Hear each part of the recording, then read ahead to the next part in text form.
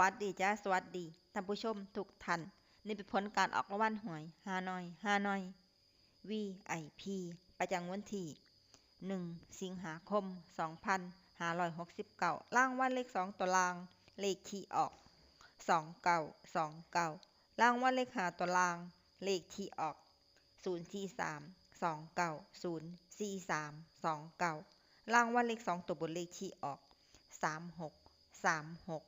รางวัลเลข3ตัวบนเลขที่ออก636รางวัลเลข5ตัวเลขที่ออก05636นี่ก็เป็นผลออกรางวัลหวยฮานอย VIP ประจำวันที่1 สิงหาคม